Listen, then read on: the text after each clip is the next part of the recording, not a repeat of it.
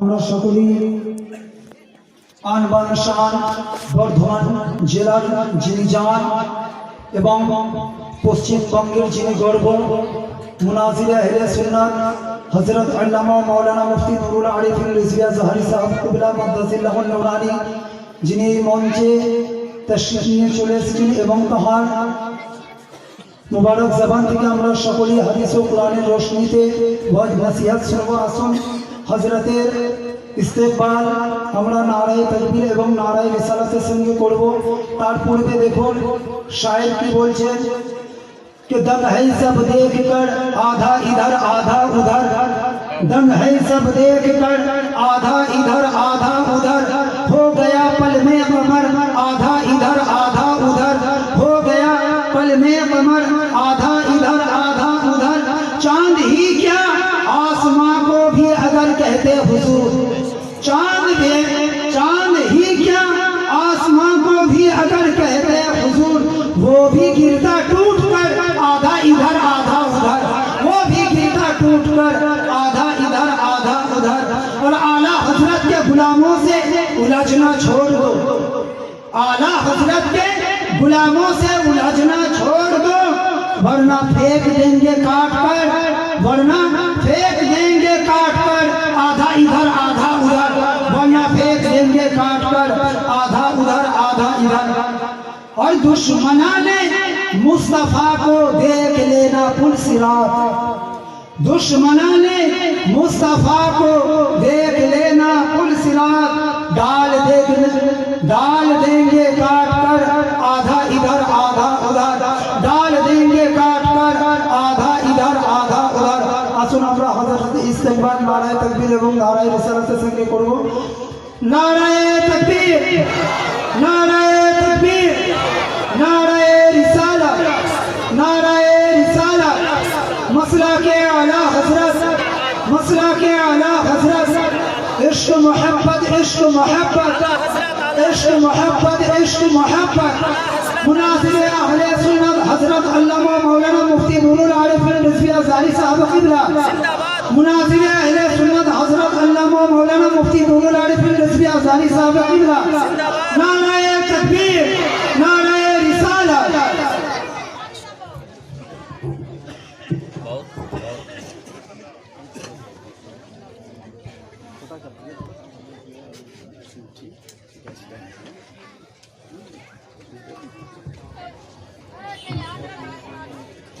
अस्सलामु अलैकुम व रहमतुल्लाहि व बरकातुहू।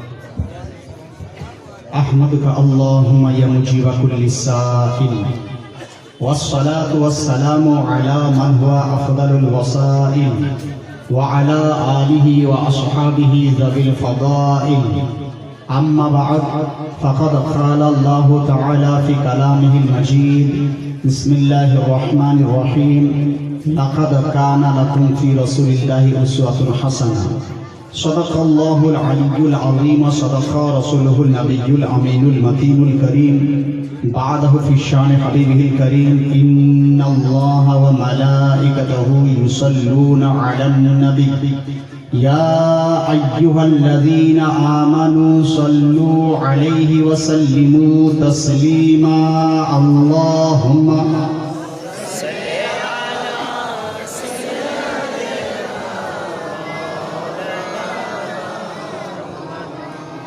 व अला आले सय्यिदीना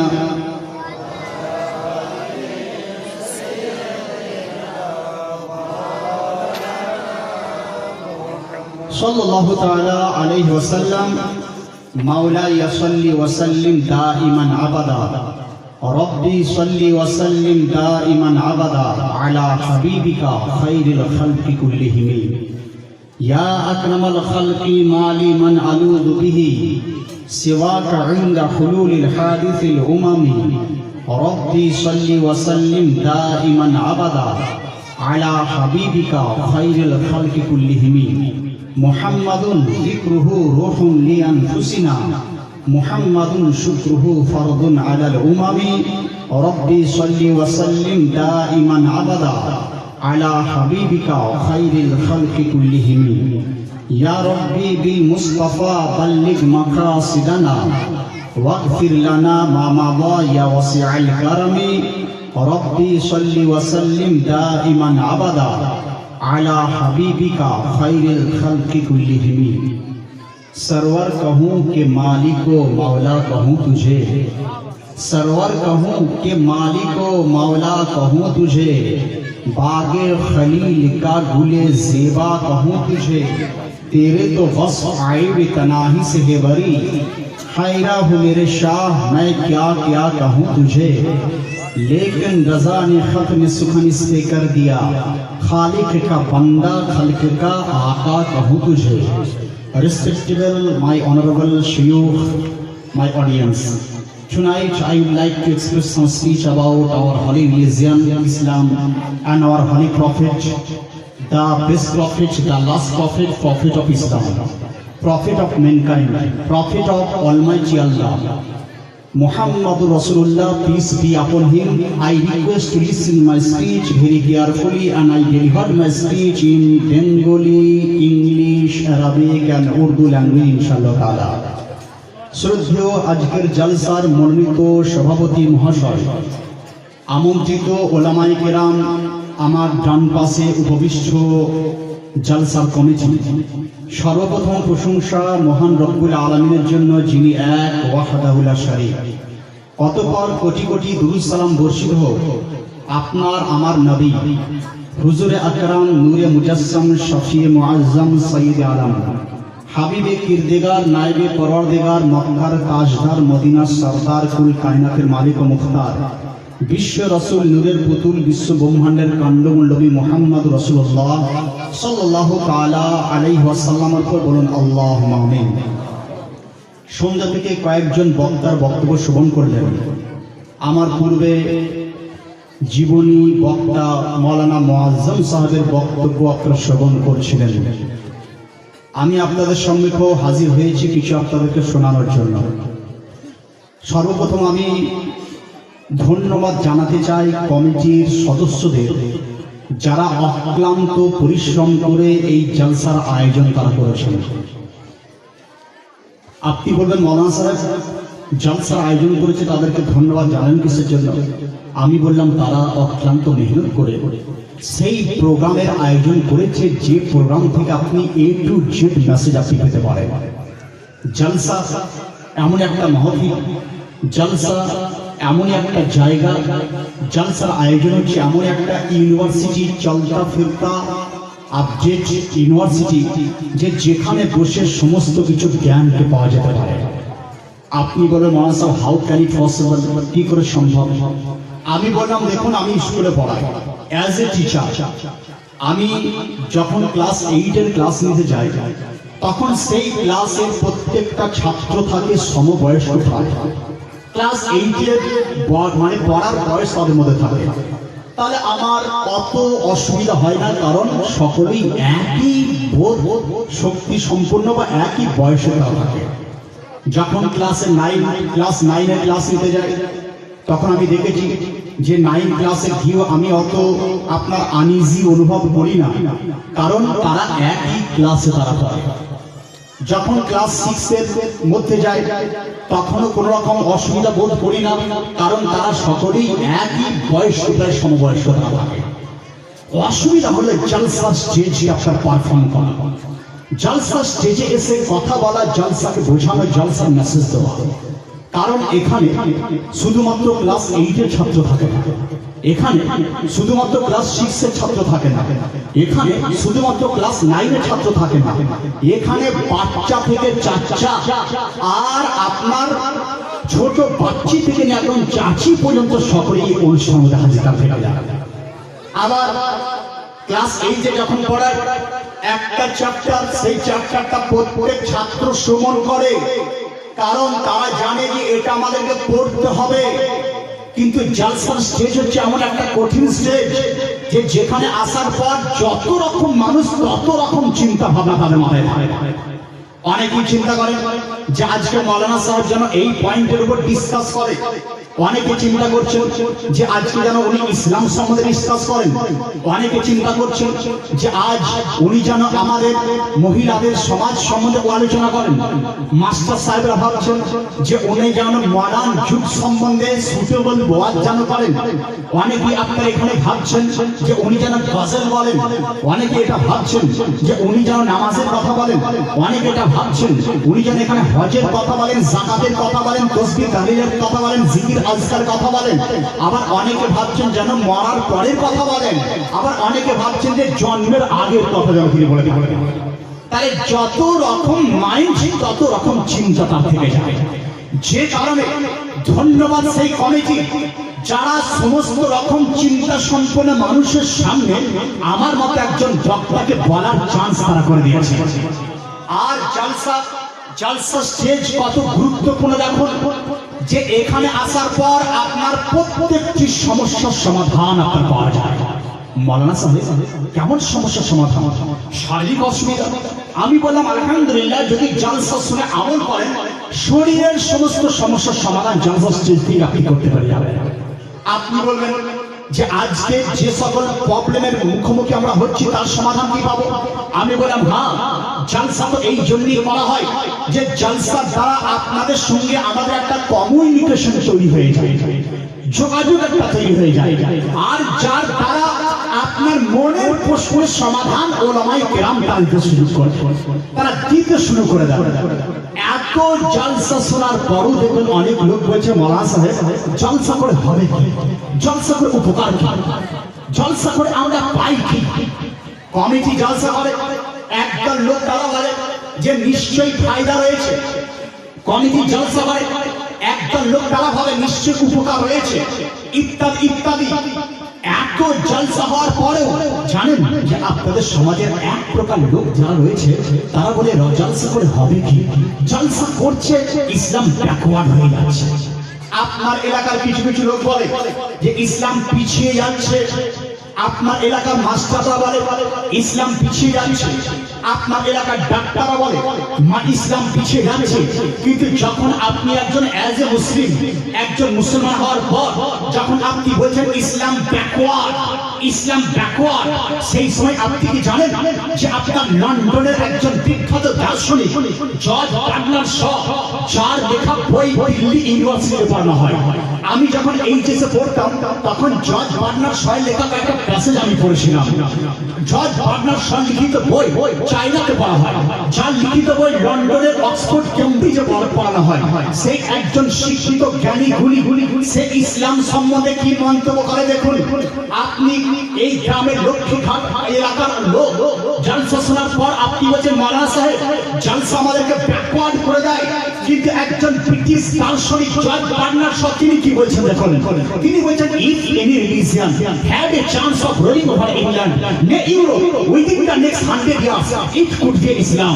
ডক্টর বার্নার্ড শ তিনি বলেন যে সত্যি শোনো, 100 বছরের মধ্যে যদি সারা বিশ্বের মধ্যে আবার শান্তি ছড়াতে পারে তো একমাত্র ইসলাম ধর্মই সেটা বলে, একমাত্র ইসলাম সেটা বলে। তাহলে আপনি মুসলমান হওয়ার পরেও ইসলামকে না জানার কারণে বলছেন ব্যাকওয়ার্ড। কারণ জলসা হচ্ছে, জলসা থেকে কিছু নিচে আপনি পারছেন না, যে কারণে আপনি বলছেন মৌলানা সাহেব জলসা করে ব্যাকওয়ার্ড হয়ে যাচ্ছে।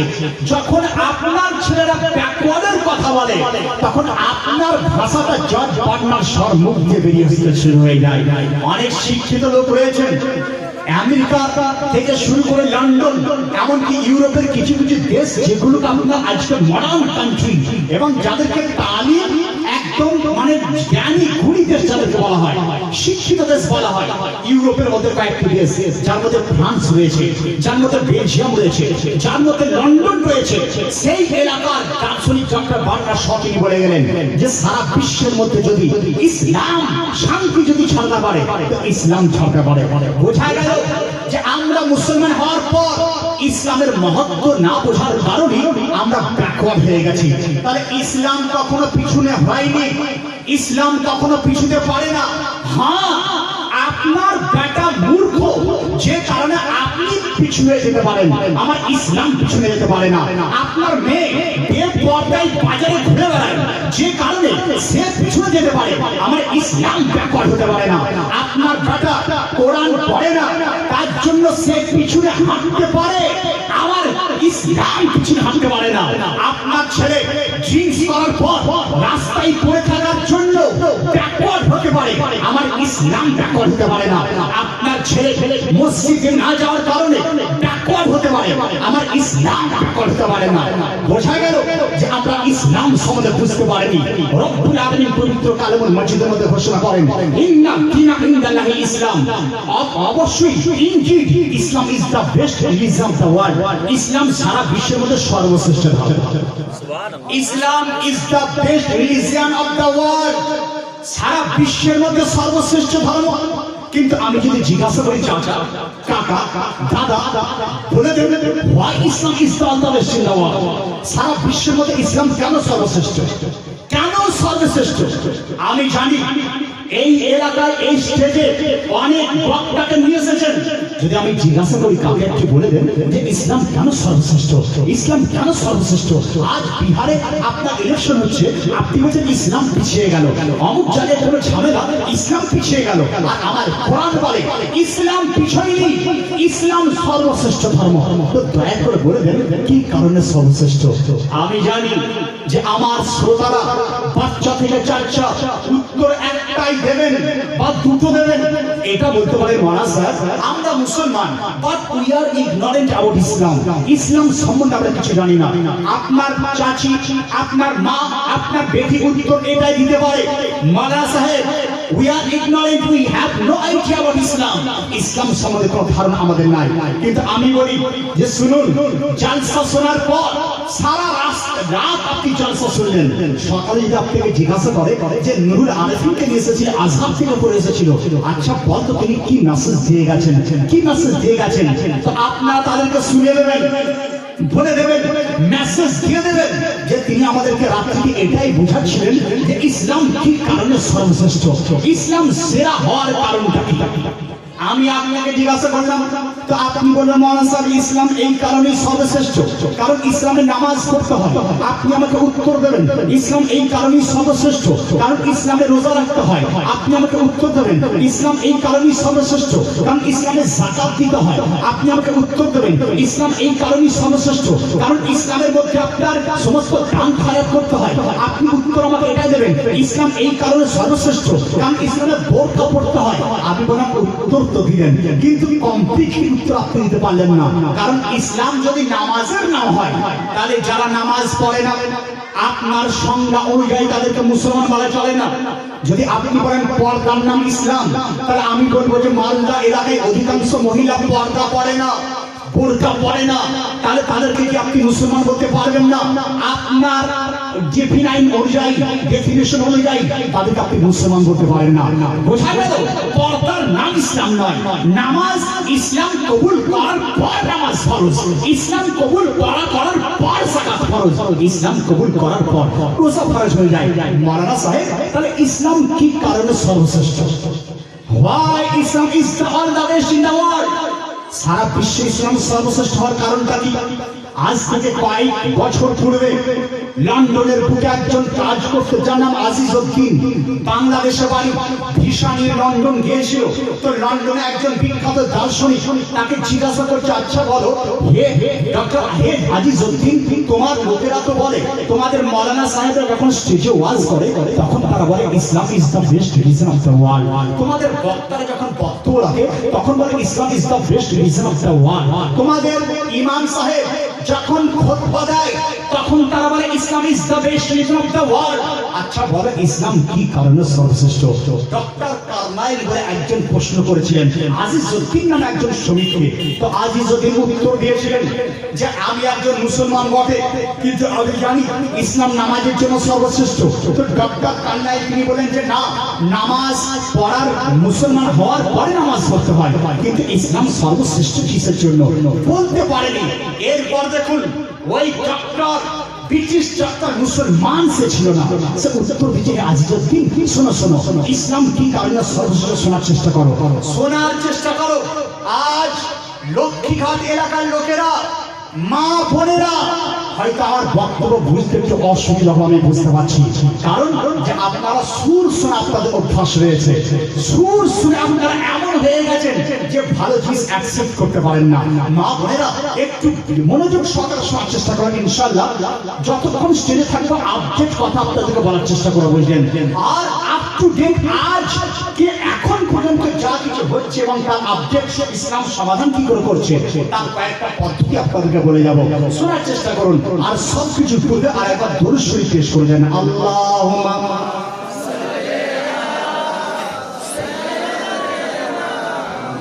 মাওলানা মুহাম্মদ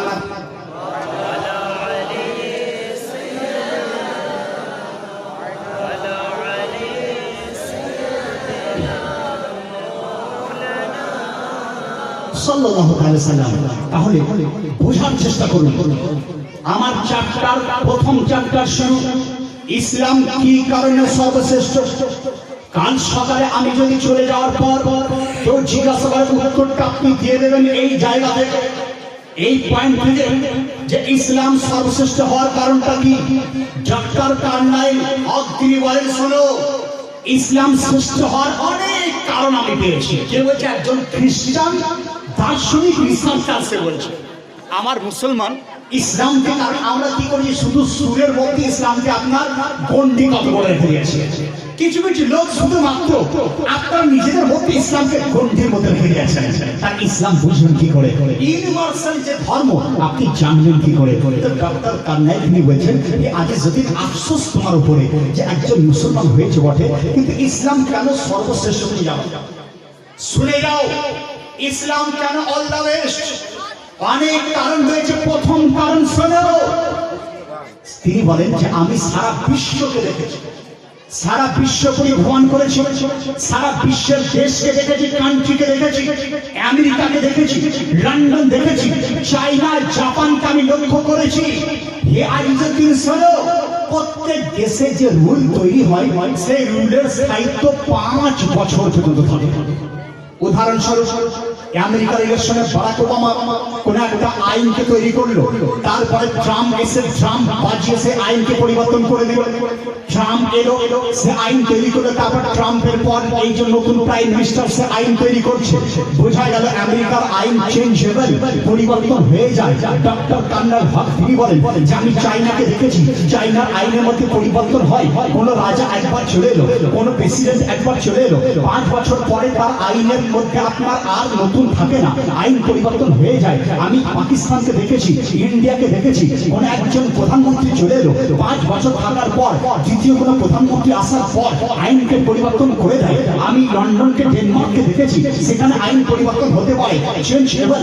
আমি জাপানকে দেখেছি, তার আইন চেঞ্জেবল। আমি মালয়েশিয়াকে দেখেছি, তার আইন চেঞ্জেবল। আমি অস্ট্রেলিয়াকে দেখেছি, তার আইন চেঞ্জেবল। কিন্তু কুরবানটা তোমার ইসলাম ধর্মের উপরে, কুরবানটা তোমার মুহাম্মদ রাসূলুল্লাহ উপরে, যিনি আজ থেকে 1400 বছর পূর্বে যে আইনকে তিনি মদিনা শরীফে দাঁড়িয়ে যে আইন তৈরি করেছেন, 1400 বছর পার হয়ে গেছে, সেই আইনের কোনো পরিবর্তন যোগ্যতা মানে কথা বুঝতে পারলেন না, মাথার উপর তুলে গেল। বুঝতে পেরেছেন? বুঝতে পেরেছেন?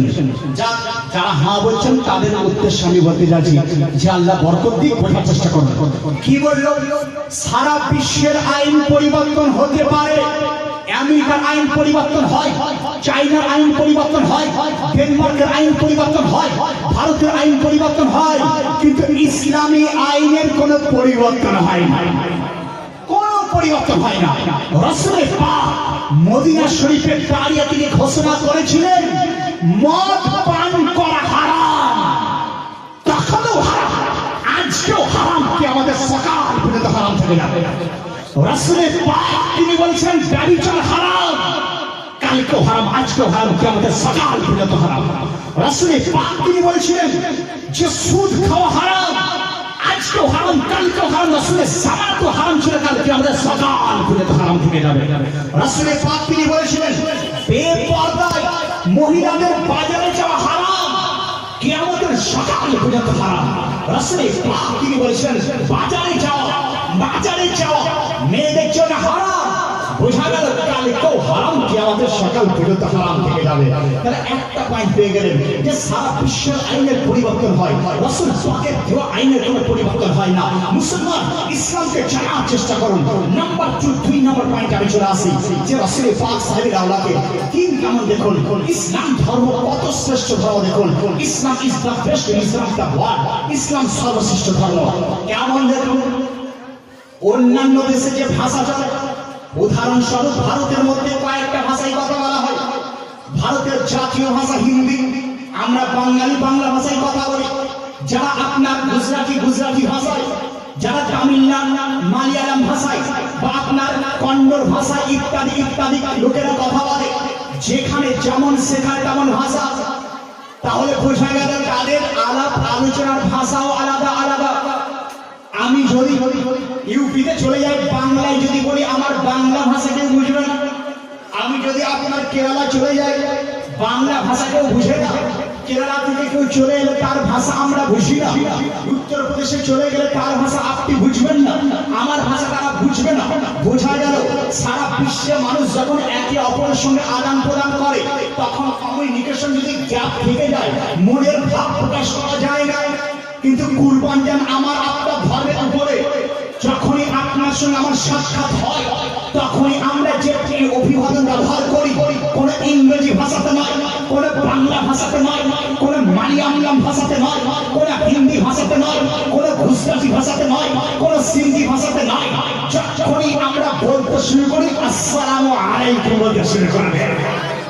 বিশ্বের কোনায় আমেরিকায় চলে যাবে আসসালামু আলাইকুম, সমস্ত চোখ বন্ধ করে বলে মুসলমান চলে এসেছে। লন্ডনে চলে যাবে আসসালামু আলাইকুম বলে দেন মুসলমান চলে এসেছে। চাইনায় চলে যাবে আসসালামু আলাইকুম, মুসলমান চলে আসে। বোঝা গেল অন্যান্য ধর্মে তাদের অভিবাদনের ভাষা আলাদা আলাদা, কিন্তু আমার আপনার ধর্মের ভাষা একটাই, যেটা আরবি ভাষা। আবার দেখুন একজন বিখ্যাত লোক মানে দার্শনিক, তিনি বলছেন শোনো ইসলাম সর্বশ্রেষ্ঠ হওয়ার কারণ দেখো। বলে কারণটা কি? দেখুন আজকে আপনার ঘর ছেলেদেরকে ইসলামকে না জানার কারণে তারা কি করছে, হাতে পালা পড়তে শুরু করে দিয়েছে, গলায় মালা পড়তে শুরু করে দিয়েছে, নাক কান ফুটতে শুরু করে দিয়েছে। আমি বলা হোয়াট ইজ দিস, এটা কি? আপনার ছেলে বলছে মাওলানা সাহেব ইট ইজ দ্য স্টাইল, এটা স্টাইল। বলে কার? বলে এটা অমুক ক্রিকেটার, অমুক ক্রিকেটার, অমুক ফুটবলার। আমি বললাম বেকুব গাধা, এইটা কেন করলে? তো বলে মৌলভী সাহেব আমাকে ভালো লাগে। আমি বললাম শোন, এই কারণেই তো বাতিল লোকেরা তোদের মাথার উপর লাগাচ্ছে। একজন ফিল্ম অ্যাক্টরকে দেখার পর তার চরিত্র ভালো লাগতে শুরু হয়েছে। একজন ক্রিকেটারকে দেখার পর আপনার ছেলেটা নকল করতে শুরু করেছে। কিন্তু কোরআনকে জিজ্ঞাসা করুন, হে কোরআন তুমি বলে দাও এমন একটা character, please give us a character, we follow him and we success our life. একটা ক্যারেক্টার দিয়ে দাও যার ক্যারেক্টারকে অনুকরণ করে আমরা জীবনে সাকসেস হয়ে যাই। হে কোরআন আমাদেরকে একটা ক্যারেক্টার দিয়ে দাও যার ক্যারেক্টারকে অনুকরণ করার পর আমরা জান্নাতে চলে যাব। হে কোরআন একটা ক্যারেক্টার আমাদেরকে দেখিয়ে দাও যার ক্যারেক্টারকে গ্রহণ করার পর দুনিয়াতে শান্তি পেয়ে যাব। হে কোরআন একটা ক্যারেক্টার দিয়ে দাও যে ক্যারেক্টারকে দেখানোর পর আমার ছেলেদেরকে মানুষ করার রাস্তা খুঁজে পেয়ে যাব। হে কোরআন একটা ক্যারেক্টারকে দেখিয়ে দাও যে ক্যারেক্টারকে জানার পর ভাতৃত্ব বোধ করে তুলতে পারবো। হে কোরআন একটা ক্যারেক্টারকে দেখিয়ে দাও যে ক্যারেক্টারকে দেখার পর মাতৃ সেবা করার সুযোগটা আমরা পেয়ে যাব। হে কোরআন একটা ক্যারেক্টার দেখিয়ে দাও যে ক্যারেক্টারকে দেখানোর পর সমাজের কল্যাণের রাস্তা খুঁজে পেয়ে যাব। হে কোরআন একটা ক্যারেক্টারকে দিয়ে দাও যে ক্যারেক্টারকে দেখার পর, যে ক্যারেক্টারকে মানার পর মাতৃভক্তি পিতৃভক্তি আপনার এই রাস্তা পেয়ে যাব। হে কোরআন একটা ক্যারেক্টারকে দিয়ে দাও যে ক্যারেক্টারকে জানার পর, বোঝার পর, আমল করার পর আমি সমাজ সেবা করতে শুরু করে দেবো। তো সঙ্গে সঙ্গে কোরআন ডিক্লিয়ার করে দেয়, এই কোরআন তখন বলে দেয় লাকাদ কানা লাকুম ফি রাসূলিল্লাহি উসওয়াতুন হাসানা, the character of holy prophet is the ideal model for you. রাসূলুল্লাহ সাল্লাল্লাহু আলাইহি ওয়াসাল্লামের চরিত্র তোমাদের জন্য আদর্শ চরিত্র রয়েছে। নবী মুস্তাফার ক্যারেক্টার নবী পাকের ক্যারেক্টার তোমাদের জন্য যথেষ্ট রয়েছে। বোঝা গেল? সমাজ গঠন করতে চান, নবী মুস্তাফাকে ফলো করুন। সমাজ করতে চান, নবীকে ফলো করুন। মায়ের সেবা করতে চান, নবীকে ফলো করুন। ভাইয়ের সেবা করতে চান, নবীকে ফলো করুন। ছেলেদেরকে মানুষ করতে চান, নবীর সেবা, নবীর ফলো করুন। যদি আপনার স্বামী স্ত্রীর সম্পর্ক জানতে চান, নবী পাককে ফলো করুন। কারণ একটাই ক্যারেক্টার, চার কথা কোরআন বলে, লাকাদ কানা লাকুম ফি রাসূলিল্লাহি উসওয়াতুন হাসানা। নবীর ক্যারেক্টার তোমাদের জন্য যথেষ্ট ক্যারেক্টার রয়েছে। কিন্তু আজ আপনারা মুসলমান হওয়ার পর মা বোনেরা, আশ্চর্যের বিষয় যে আপনারা আপনাদের নবীকে চিনতে পারলেন না, আপনারা আপনাদের প্রফেটকে চিনতে পারলেন না। কিন্তু আপনি কি জানেন, কর্ণাটকের মহীশূর ইউনিভার্সিটির একজন বিখ্যাত প্রফেসর ছিলেন, যার নাম ডক্টর রামকৃষ্ণ রাও। সে কোনো মুসলমান ঘরের ছেলে নয়, হিন্দু ঘরের ব্রাহ্মণ ঘরের ছেলে। যার লেখা বই আমি পড়েছি, বুঝলেন? ইন্টারনেটে সার্চ করুন, মুহাম্মদ দ্য লাস্ট প্রফেট, তার লেখা বই। লন্ডন, আপনার যার বই সারা বিশ্বের মধ্যে চলে, এমনকি বোম্বাইয়ের বলে পাওয়া যায়, তার বাংলা অনুবাদ আমি দেখলাম কলকাতা হয়ে গেছে, মুহাম্মদ দ্য লাস্ট প্রফেট। তো ডক্টর রামকৃষ্ণ রাও তিনি বলেন যে আমি সারা বিশ্বের যত ফেমাস ব্যক্তিত্ব রয়েছে, আমি তাদের ক্যারেক্টারকে মুতালা করেছি, আমি তাদের ক্যারেক্টারকে রিসার্চ করেছি, আমি তাদের ক্যারেক্টারকে জেনেছি। বলে আপনি পেয়েছেন কি? তুমি পেয়েছো কি? তো ডক্টর রামকৃষ্ণ রাও যে একজন ব্রাহ্মণ ঘরের ছেলে, যে আপনার এত শিক্ষিত, যে মহীশূর ইউনিভার্সিটির ভাইস প্রেসিডেন্ট ছিলেন আপনি, ডক্টর রামকৃষ্ণ রাও তিনি বলেন, পুলার ক্যারেক্টারের যত দিক আছে, কোন দিককে আমরা পড়ে শেষ করতে পারি না। ওনার যখন একটা দিক দিয়ে পড়ি, আর একটা দিক অটোমেটিক সামনে হাজির হয়ে যায়। যখনই একটা চ্যাপ্টার খুলি, অন্য চ্যাপ্টার সামনে চলে আসে। কনক্লুশন, উপসংহার তিনি লিখছেন, the character of Holy Prophet Muhammad, it is most difficult to get into the whole truth of it. Only a glimpse I can catch. Muhammad is the prophet, Muhammad is the leader, Muhammad is the emancipator of woman, Muhammad is the leader. All the magnificent role in a human activities, he is like a hero. Dr. Ramkৃষ্ণ রাও একজন ব্রাহ্মণ ঘরের ছেলে, সে ইংলিশে মন্তব্য করলো যে মুহাম্মাদের চরিত্রকে জানা সম্ভব নয়। ওনার চরিত্রের একটা চ্যাপ্টার দেখার পর আমাদের মনে হয় যে মাস্টারের নাম নবী মুস্তাফা, ডাক্তারের নাম নবী মুস্তাফা, টিচারের নাম নবী মুস্তাফা, সরকারের নাম নবী মুস্তাফা, প্রফেসরের নাম নবী মুস্তাফা, লিডারের নাম নবী মুস্তাফা। একজন হিন্দু ঘরের ছেলে, একজন ব্রাহ্মণ ঘরের ছেলে, সে বলল যে আজকের দিনে যদি কেউ চাই চোখ বন্ধ করে একটা ক্যারেক্টারকে ফলো করবো, তো তার উচিত সে অবশ্যই যেন নবী মুস্তাফার ক্যারেক্টারকে ফলো করতে শুরু করে দেয়।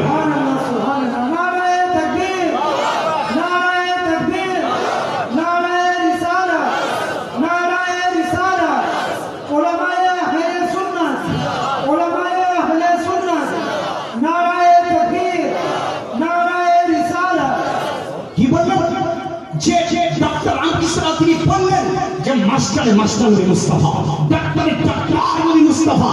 আর এই কথাটাই আমাদের বারেলি শরীফের আলা হযরত Azimul মারতাবা মুজাদ্দিদুল মিল্লাহ, the greatest personality of 18th century, the greatest writer in India, ভারতের বিখ্যাত লেখক যিনি 14 শতকে তার লিখেছেন, আলা হযরত তিনি বললেন উর্দু শের দ্বারা, या रसूल अल्लाह सरवर कहूं के मालिक और मौला कहूं तुझे, बागे खलील का गुले ज़ेबा कहूं तुझे, तेरे तो बस आई बेतनाही से है बरी, हाय रहू मेरे शाह मैं क्या क्या कहूं तुझे, लेकिन रज़ा ने खत में सुखन इस पे कर दिया, खालिक का बंदा खल्क का आका कहूं तुझे। आपको হয়তো বুঝতে পারলেন না, আলা হযরত তিনি বলেছিলেন যে আপনাকে সরদার বলছি, তার থেকে ঊর্ধ্বে আপনি, সরকার বলছি তার থেকে ঊর্ধ্বে আপনি, দাদা বলছি তার থেকে ঊর্ধ্বে আপনি, মাস্টার বলছি তার থেকে ঊর্ধ্বে আপনি। ইয়া রাসূলুল্লাহ কি বলে আপনাকে অভিবাদন করব? ইয়া রাসূলুল্লাহ এটাই বলতে বাধ্য যে আপনার শান বর্ণনা করা কারোর পক্ষে সম্ভব নয়। রাসূলের শান বর্ণনা করা, প্রশংসা করা মাহলুকের কারোর জন্য সম্ভব নয়, কারণ রাসূল পাকের সঙ্গে থাকতেন। একটু প্রশ্ন করা হয়েছিল, হে সিদ্দিক আকবর, আপনি কি রাসূল পাকের শানকে জেনেছেন? তিনি বলেন, লাম আরিফ হাকিকাতাহু, খোদার কসম রাসূল পাকের প্র্যাকটিক্যালি ওনার পার্সোনালি সম্বন্ধে আমি আবু বকর জানতে পারি। ওনার কাছে যিনি ওহী নিয়ে আসতেন, the greatest angel of lord almighty Allah, আল্লাহর বিখ্যাত একজন ফেরেশতা যেমন জিবরাইল আলাইহিস সালাম। জিবরাইল আমিন রাসূল পাকের দরবারে ওহী নিয়ে আসতেন, রাসূল পাকের ওহী নিয়ে আসতেন রাসূল পাকের নিকটে। তো ওনাকে জিজ্ঞাসা করা হয়েছিল যে আপনি কি জানেন মুহাম্মদ মুস্তাফার তারিখ কেমন? তো তিনি বলছিলেন, শোনো, আমি জিবরাইল আলাইহিস সালাম তোমার কাছে এক প্রকৃত কথা বলতে আছি, প্র্যাকটিক্যালি কথা। তিনি বলেন যে আমি রাইতু মাশারিকাহা ওয়া মাগরিবাহা লাম আরা মিসলা মুহাম্মদ।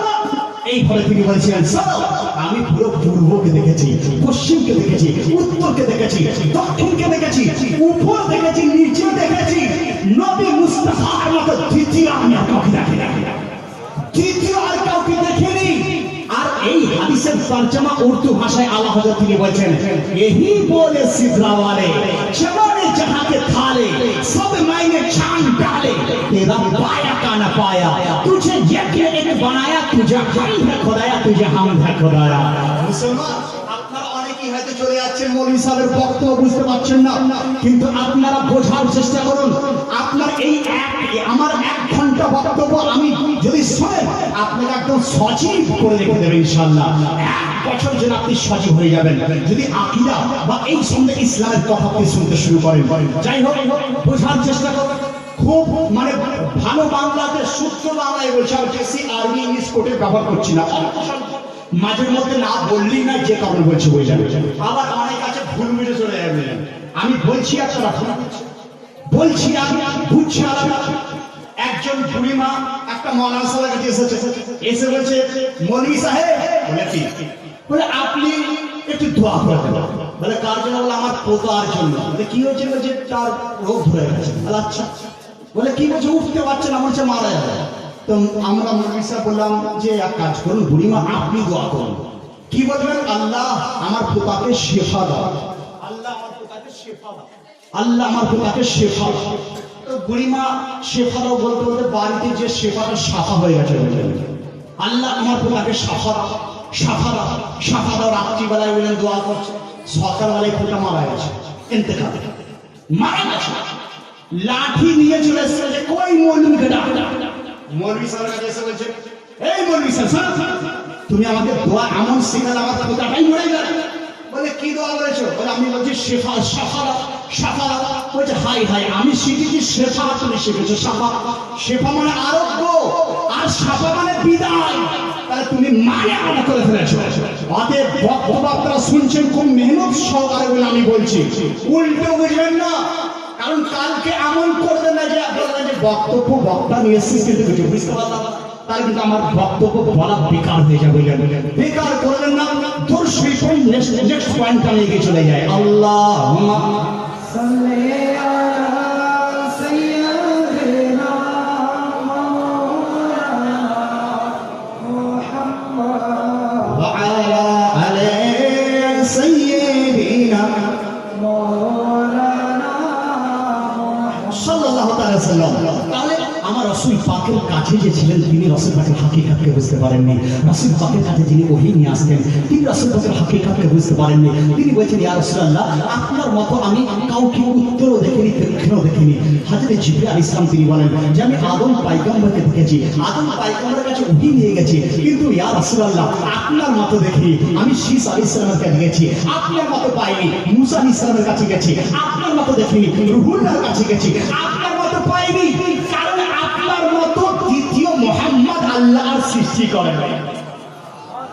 বোঝা গেল? এরপরে নেক্সট পয়েন্ট একদম গুগল, যারা আমার পাশে ডান ভাই বসাছেন শিক্ষিত লোকেদের উদ্দেশ্যে, যে রাসূল পাকের ক্যারেক্টারকে আঁকড়ে ধরার কারণ হোয়াই উই ফলো, কেন আমরা তার ক্যারেক্টারকে জানি না। প্রথম বুঝতে পেরে গেলেন?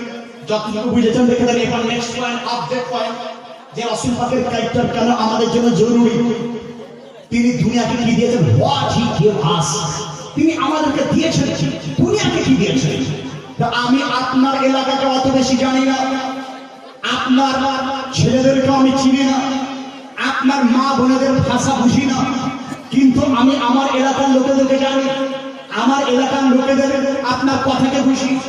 আমি দেখি যে আমার এলাকাতে সকালবেলায় হলে লকডাউনের পূর্বের কথা, একজন মা তার ছেলেকে হাত ধরে ইংলিশ মিডিয়াম গাড়িতে তুলে দেবে। ইংলিশ মিডিয়াম স্কুলে এক চাচাকে জঙ্গিপুরে দেখলাম যে তার দুটো নাতি পোতাকে নিয়ে রিক্সাতে চলে যাচ্ছে। আমি বললাম, চাচা কোথায় যাবেন? বললে, বেটা আমি যাব ইংলিশ মিডিয়াম স্কুলে এদেরকে রাখতে। আমি বললাম কারণটা, লকডাউনে আগে যাবো না, এখন ভক্তরা যে বলছে আজকে বলছে। তিনি বলেন, আমি বললাম কারণটা কি? তুমি তো বাংলা স্কুল দেখোনি, তুমি তো কোনো স্কুলে পড়োনি, অ আ ক খ তো জানো না, সিগনেচার করতে জানো না, টিপ সই দিয়ে বড় হয়েছে। তো আমাকে চাচা বলছে, মৌলভী সাহেব এখনকার দিনে টিপসের কাজ না। আমি বললাম, আচ্ছা তাহলে এদেরকে ইংলিশ মিডিয়াম। আমরা কারণ বলে, কারণ ওই স্কুল থেকে একটা মেসেজ পাই, নলেজ ইজ লাইফ, নলেজ হচ্ছে জীবন, knowledge is power, knowledge is life. জিন্দেগি হচ্ছে পাওয়ারের নাম, জিন্দেগি হচ্ছে আপনার সত্য। আমি বললাম, আচ্ছা knowledge is power, knowledge is life. আমার এলাকার কাকিদেরকে দেখি সকালবেলাতে ছেলেকে উঠলো, তাকে ছেলেকে মানে মুখ হাত ধুয়ে কিছু খাইয়ে সঙ্গে সঙ্গে ড্রেস পরে ইউনিফর্ম পরিয়ে তাকে ইংলিশ মিডিয়াম গাড়িতে তুলে দিল। আমি বললাম, কাকি কোথায় পাঠানো? বলে ইংরেজি মিডিয়াম পড়াতে। আমি বললাম কারণ? আমাকে বলছে knowledge is power, knowledge is life, জ্ঞানী শক্তি, জ্ঞানী জীবন। আমি বললাম, আচ্ছা জ্ঞানী শক্তি, জ্ঞানী জীবন। উড়িষ্যায় চলে যান, তাদের পাঠ্যপুস্তকের উপরে লেখা knowledge is life, knowledge is power, knowledge is life, জ্ঞানী শক্তি, জ্ঞানী জীবন। আমি 2018 সালে উমরা করতে গিয়েছিলাম। আমার এলাকায় অনেক হাজি সাহেব রয়েছে। হাজি সাহেব আছেন নাকি? দেখি একটু হাত তুলুন তো, কজন হাজি সাহেব রয়েছে? হাত তুলুন। আপনার এলাকায় হাজি সাহেব কই গো? হাজি সাহেব একটা খালি দুটো। উনি তো আমার বাইরের লোক, উনি আমাকে চেনেন ভালো করে। উনি এসেছেন অন্য জায়গা থেকে। আপনি এখন একাই? আপনাদেরকে সাক্ষী করে কথা বলবো, মসজিদের উন্নতি করবে। আমাকে কিছু মেন্ডোরিটি বলেনি, 1000 টাকা হয়ে যাবে আপনি দেবেন। এই দেখুন আখির স্যার দেখুন, উনি দেবেন ইনশাআল্লাহ 1000 টাকা। তো হাজি সাহেব হজ করতে গেছেন মক্কা শরীফে। যখন আমরা উমরা করতে যাচ্ছি, ইহরাম বেঁধেছিলেন, তো আমরা যাচ্ছি উমরা করতে। আর মক্কা শরীফে যারা বাসিন্দা আরাবিয়ান, তারা তাদের ছেলেকে গাড়িতে ফোর হুইলারে চড়িয়ে তাদেরকে নিয়ে যাচ্ছে। আমরা হঠাৎই বলি, আপনি যাবেন কোথায়? তো আমাদের সঙ্গে সঙ্গে বলছে, মাদ্রাসাতুল ইংলিশিয়া, আমরা যাব ইংলিশ মিডিয়াম স্কুল। আচ্ছা লিমাযা আনতা লিমাযা লা তুআল্লিমু আওলাদাকুম বিল লুগাতিল আরাবিয়া?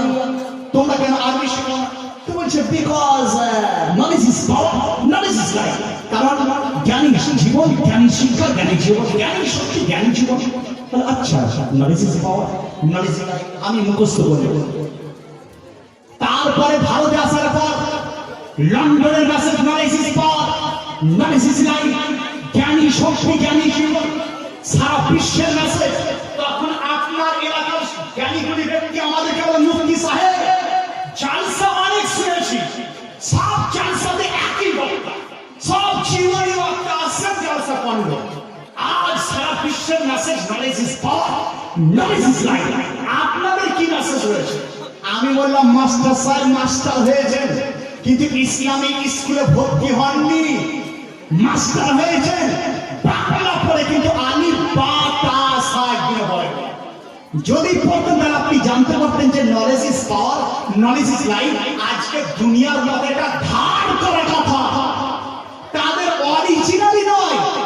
কারণ এই কথাটার আসল উৎপত্তি হয়েছে আমার মুস্তাফার বাড়ি থেকে। এই কথার সূত্রপাত আমার মুস্তাফা তিনি বলেছেন, হাদিস শরীফে বিদ্যমান। 1400 বছর পূর্বে রাসূলুল্লাহ তিনি বলেন, ফা ইন্নাল ইলমা কুওয়াতুন, ইলম জ্ঞান হচ্ছে শক্তির নাম, ইন্নাল ইলমা নূরুন, জ্ঞান হচ্ছে লাইটের নাম। রাসূল পাক তিনি আরো বলেছেন, উতরুনি ওয়ালাউ কানা বিসিন, জ্ঞান অর্জন করার জন্য চীন দেশ পর্যন্ত চলে যাও। তাহলে জ্ঞানের কথা মুস্তাফা বললেন। আপনার ছেলে রাসূলের ক্যারেক্টারকে না জানার জন্য আজ বিধর্মীদের কাছে শিক্ষা নিতে শুরু করেছে।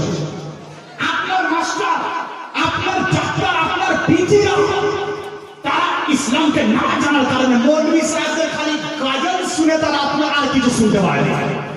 মৌলবীদের কাছে যদি এগুলো জানতো তারা বুঝতে পারতো যে আজকে দুনিয়ার যত কল্যাণমূলক কথা বলে সমস্ত কল্যাণমূলক কথা মুখ তাদের, কিন্তু আসল কথাটা উৎপত্তি করেছেন, সূত্রপাত ঘটিয়েছে আমার মুস্তাফা সাল্লাল্লাহু আলাইহি সাল্লাম।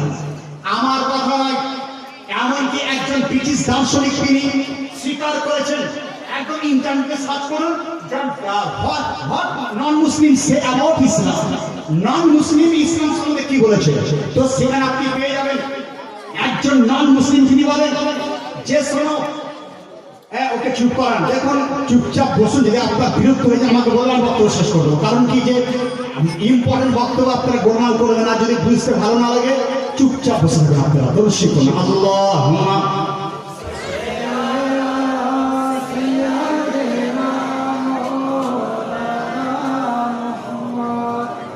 وعلى آل سيدنا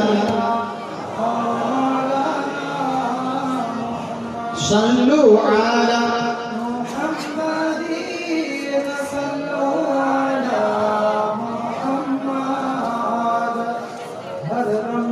زبان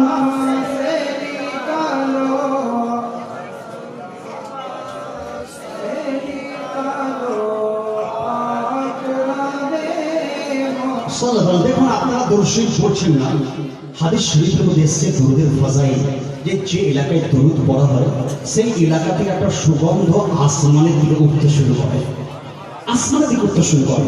তো আসমানের ফেরেশতারা বলে এটা কোথাকা, তো সঙ্গে সঙ্গে বলা হয় এটা লক্ষ্মীঘাট এলাকাতে কয়েকজন শিক্ষিত কমিটি মিলে একটা জলসার আয়োজন করেছিল, সেই মজলিসের মধ্যে রাসূলুল্লাহর উপরে দরুদ পড়া ছিল, সেখান থেকে দরুদ চলে আসছে। তারা আপনারা বসছেন না, বলছেন না, আর দরুদের অসংখ্য ফজিলত হাদিস শরীফের মধ্যে রয়েছে। একজন বানি ইসরাইল কওমের লোক বুঝলেন সে মরে গেছে, ইন্তেকাল করেছে, তো লোকেরা তাকে একদম স্তূপের মধ্যে রেখে চলে এসেছে। স্তূপ মানে যেখানে আপনার জঞ্জাল, স্তূপে রেখে চলে এসেছে, কারণ তারা জানতো যে লোকটা জিন্দেগিতে নামাজ পড়েনি, রোজা রাখেনি, ভালো কাজ করেনি। রব্বুল আলামিন তিনি মুসা আলাইহিস সালামের কাছে ওহী পাঠাচ্ছেন, হে মুসা তোমার এলাকায় একজন ব্যক্তির ইন্তেকাল হয়ে গেছে, যে ব্যক্তিকে লোকেরা জঞ্জালে ফেলেছে, হে মুসা তুমি তাকে তুলে দাফন কাফন করিয়ে তাকে মাটি দেওয়ার ব্যবস্থা করো। তো মুসা আলাইহিস সালাম তিনি চলে গেলেন, যে দেখেন যে ওই ব্যক্তি, যে ব্যক্তি নামাজ পড়েনি, রোজা রাখেনি, আল্লাহর সামনে বেয়াদবি, মানে আল্লাহর কথাকে অমান্য করত, তো রব্বুল আলামিনের সামনে আল্লাহ বলে আল্লাহ এই ব্যক্তি তো সেই ব্যক্তি যে আমার সমাজের মধ্যে কলঙ্ক, যে নামাজ পড়ছে না। তো রব্বুল আলামিন তিনি বলছেন যে তার বুককে আমি জানি, সে অন্তর থেকে আমাকে ভালো হয়তো বাসতো না, কিন্তু শোনো যখন যখন সে তাওরাত পড়তো, তাওরাতের মধ্যে যেখানে যেখানে আমার শেষ নবী আমার প্রিয় হাবিবের নাম আসতো মুহাম্মদ, তো ওই ব্যক্তি করতো কি নিজের আঙুলটা মুখে লাগিয়ে চোখের মধ্যে বুলিয়ে দিত, আর বুলানোর কারণে তার ওই আমলটা আমার কাছে এত পছন্দ হয়ে গেছে, তার সমস্ত গুনাহকে আমি আল্লাহ মাফ করে দিয়েছি। তাহলে বোঝা গেল ফজিলত রয়েছে। জোর সরে দরুদ শরীফ একবার পড়ুন, ইনশাআল্লাহ আমার বক্তব্য তো শুনছেন, শুনবেন, জোর সরে দরুদ পড়ুন, আল্লাহুম্মা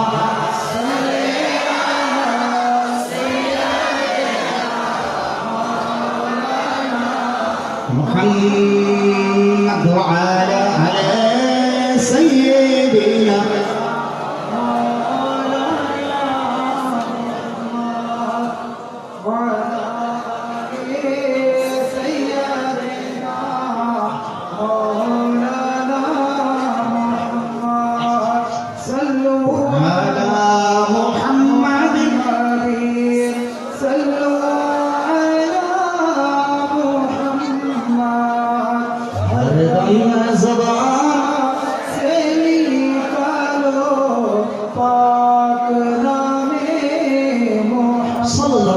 দেখুন দান তত্ত্ব দিয়েছেন। একটা আপডেট কথা ইনশাআল্লাহ আপনাদের বলে যাবো, একদম প্রেসিডেন্ট এবং ভাইস প্রেসিডেন্ট আপনাদের কাছে চাদর নিয়ে যাবে ইনশাআল্লাহ। আপনারা যা যে যেটা পারবেন পকেটে যেমন আপনার আছে আপনি ইনশাআল্লাহ দেওয়ার চেষ্টা করবেন। আপডেট কথা কি, স্পুটনিক ভি আজকে লঞ্চ করছে, হয়ে যাবে রাশিয়ার আবিষ্কৃত টিকা, রাশিয়ার আবিষ্কৃত করোনা টিকা। তো এর দ্বারা মানে তারা টিকা দিতে শুরু করেছে, রাশিয়াতে পরীক্ষিত বলে করোনা ভালো হয়ে যাবে।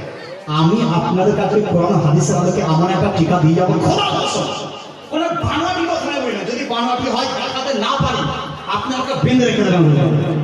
এমন একটা টিকার কথা বলে যাবো যে খোদার কসম আপনাকে করোনা ভাইরাস অ্যাটাক করতেই পারবেন ইনশাআল্লাহ। সেই আপনার অবজেক্ট স্পুটনিক ভি, যেটা রাশিয়া আজকে আমি পেপার পড়ছিলাম লঞ্চ করেছে, এবং ভারতে আপনার গবেষকরা তারা চাইছে যে ভারতের মধ্যে যেন ভ্যাকসিনটা দেওয়া যায়। তা আপনাদেরকে টিকা আমি লাস্টে দেওয়ার চেষ্টা করবো। তার জন্য অনুরোধ যে চাদর যাচ্ছে প্রেসিডেন্ট ভাইস প্রেসিডেন্টের, দুজনে যাচ্ছে। দেখুন ওরা শিক্ষিত লোক, আপনারা যাচ্ছে কিসের জন্য? মসজিদ উন্নতি করবে। আর মসজিদ যদি না থাকে ইসলাম সম্বন্ধে জানবেন না, আর ইসলাম সম্বন্ধে মসজিদে যদি না জানেন তাহলে আপনি বিধর্মীদের কাছে বলে যাবেন, আপনি বলবেন যে সেটাই ভালো করছে। অতএব যাচ্ছে আলহামদুলিল্লাহ, একজন জ্ঞানী লোক বুঝলেন, সে চাদর নিয়ে আপনাদের কাছে যাচ্ছে। আমি জানি যে উনি স্যালারি কত পান, কিন্তু তাও মসজিদের জন্য তিনি কিন্তু আপনাদের কাছে হাত থাকতে পারছেন। আপনারা দিয়ে দেবেন যারা যারা যে যেভাবে পারবেন, কোনো দাবি কিছু নাই। কারণ অনেক দান দিয়েছেন আমি শুনলাম আগের বক্তার কাছে, আর বক্তব্য শুনে যান। যাই হোক আরেকটা হয়ে যাক, আমি আপনাদের সম্মুখে আচ্ছা দেন। তো আমি আপনার সম্মুখে আমার লেখা একটা মানে হামদে বাড়ি শুনিয়ে দিই। কারণ কি আপনারা অনেকে চাইছেন মৌলভী স্যার একটা যদি গাজাল বলতে, এত বড় মৌলভী তো আতে আমি বড় তো নয়, তো আতে একটা আমার নিজস্ব লেখা বলে একটু শোনার চেষ্টা করবেন। গলার দিকে দেখবেন না, আর ভাষার দিকে দেখবেন যে ইনশাল্লাহ খুব ভালো লাগবে। আর চাদর ঘুরছে আপনারা দিয়ে দেবেন, আর কথা তো ইনশাল্লাহ হচ্ছে হবে। আপনারা যেখানে ভালো লাগবে সুবহানাল্লাহ আলহামদুলিল্লাহ বলবেন। হুকুমে যার ধরা চলে আল্লাহ আল্লাহ আল্লাহ আল্লাহ, আপনারা বলবেন নাকি পাবেন? আল্লাহ আল্লাহ আল্লাহ আল্লাহ আল্লাহ আল্লাহ আল্লাহ, হুকুমে যার ধরা চলে আল্লাহ আল্লাহ, প্রশংসায় সকলে বলে আল্লাহ আল্লাহ আল্লাহ আল্লাহ আল্লাহ আল্লাহ আল্লাহ আল্লাহ। দয়ায় যার সৃষ্ট সব ধরা ও আসমান, দয়ায় যার সৃষ্ট সব ধরা ও আসমান, গ্রহ তারা বৃষ্টি ধারা সবই যে তার দান। তিনি মোদের সৃষ্টিকর্তা খোদা মহান, সৃষ্টির সব মাখলুক বলে আল্লাহ আল্লাহ আল্লাহ আল্লাহ আল্লাহ আল্লাহ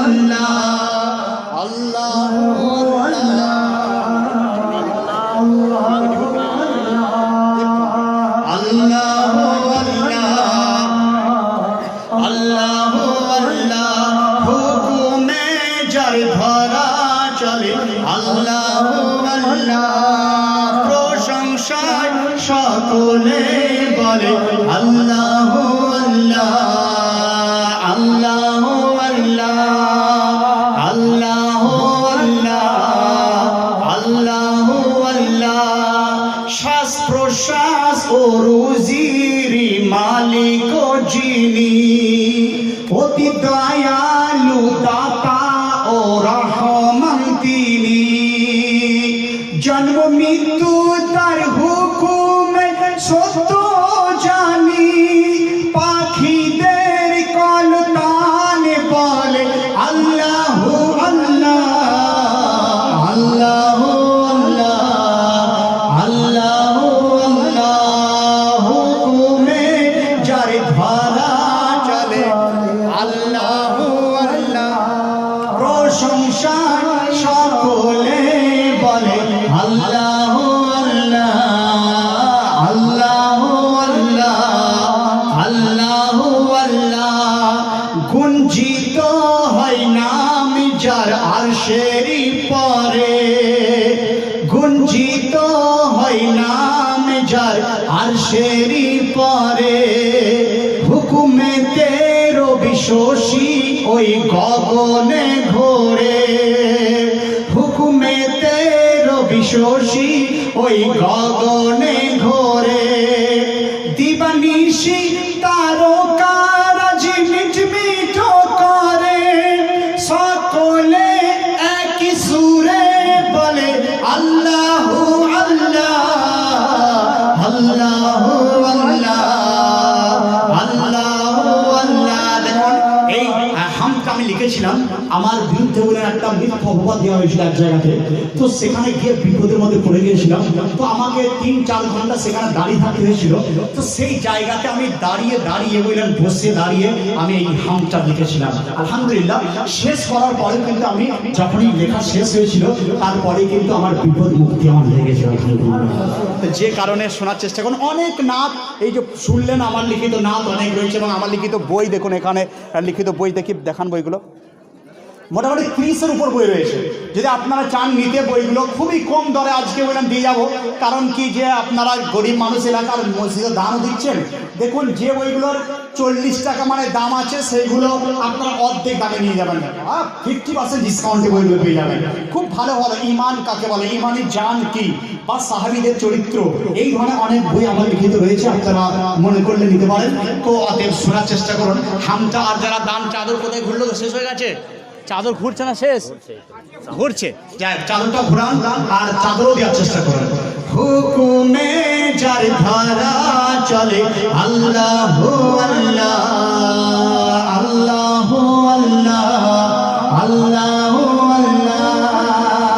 পেয়েছি প্রিয় নবীর মোরা রবের দয়ায়, পেয়েছি প্রিয় নবী মোরা রবের দয়ায়, রয়েছে হৃদয়ে জানকারি সাহারায়, রয়েছে হৃদয়ে জানকারি সাহারায়।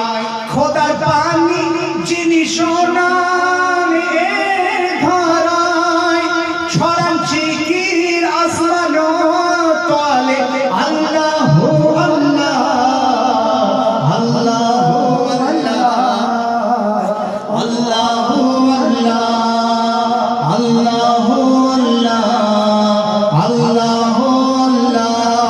হুকুমে যার ধারা চলে আল্লাহু আল্লাহ আল্লাহু আল্লাহ। প্রশংসা সকলে বলে আল্লাহু আল্লাহ আল্লাহু আল্লাহ। হয়েছি উম্মত লকব যার খাতিমুন নবী, আমরা যার উম্মত ওনার লকব হচ্ছে খাতিমুন নবী, শেষ। হয়েছি উম্মত লকব যার খাতিমুন নবী। আর তার হাতে কি রয়েছে? হাতে রয়েছে খোদার খাজনার চাবি। রাসূল পাকের হাতে খাজনার চাবি আল্লাহ প্রদান করেছেন। কুল কায়নাতের খাজনার চাবি রাসূলুল্লাহর হাতে রয়েছে। আমি লিখেছি এখানে রয়েছে হাতে খোদারি খাজনার চাবি, আগে পিছে খবর রাখেন তিনি সবই। খোদার হাবিব শুধু বলেন আল্লাহু আল্লাহ আল্লাহু আল্লাহ আল্লাহু আল্লাহ আল্লাহু আল্লাহ আল্লাহু আল্লাহ। হুকুমে যার ধারা চলে আল্লাহু আল্লাহ। প্রশংসায় সকলে বলে আল্লাহু আল্লাহ আল্লাহু আল্লাহ। মিনতি খোদাও বাঁচাও মোদের নবীর ওসিলায়, আমিন।